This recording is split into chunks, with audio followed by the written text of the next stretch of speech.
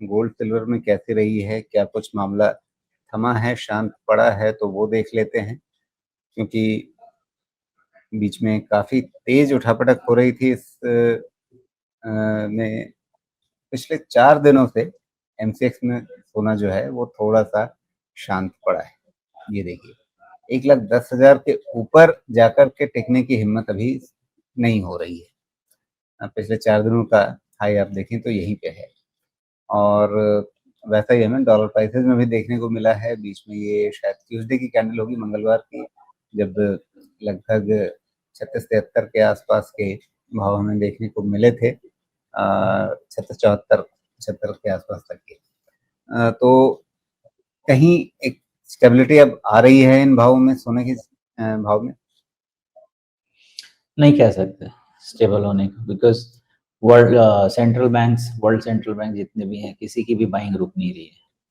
तो ये पूरा डिकेड लगता तो नहीं है मुझे कुछ होने का, बिकॉज ये डिकेड खत्म होने के, अगर ट्रम्प पहले चले गए, कोई अच्छा स्टेबल अगर प्रेसिडेंट आ जाता है तो बात अलग है, लेकिन इस जो सिचुएशन है इसमें तो नहीं लगता कि सोना रुकेगा।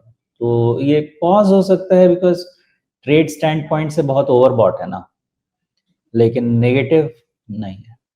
गिरेगा नहीं दिख रहा, थोड़ा रनिंग करेक्शन लेगा फिर बढ़ेगा, ऐसा ही दिख रहा है। इसके लिए नज़र ये रखनी पड़ेगी कहीं पे जियोपॉलिटिकल शांति अगर एकदम से डिफाइन होगी कि हाँ अब नहीं होगा, जो कि रिमोट, एक्सट्रीम रिमोट पॉसिबिलिटी लगती है, तब तक गोल्ड नहीं लगता कि 4-4,500 पता नहीं कहाँ तक देखा था मैंने, उस तक तो ये 2030 के पहले हो ही जाएगा। जी।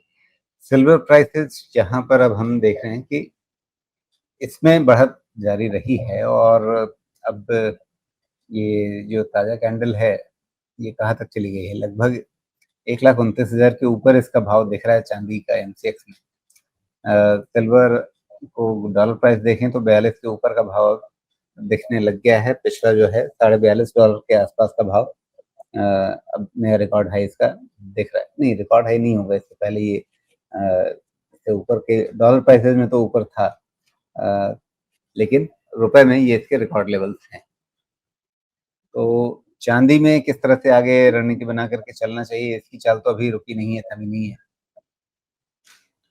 इसमें भी करीब जिस तरह के ब्रेकआउट्स हैं ना, फिलहाल तो आप ये समझिए कि ओवरबॉट तो हो ही जाएगा, बट फिर भी 20% का और अपसाइड तो इसमें ऑल टाइम हाई की तरफ से बनता है, वो है।